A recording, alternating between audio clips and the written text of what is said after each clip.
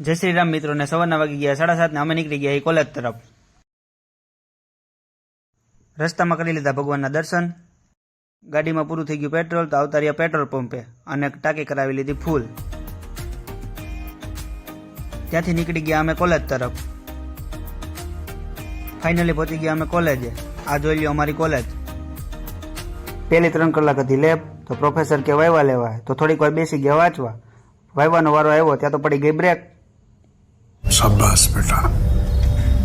બ્રેકમાં લઈ લીધી ભાઈબંધની એન્ટ્રી। પછી બ્રેકમાં થોડીક વાર ટાઈમ હતો તો રમી લીધી ગેમ।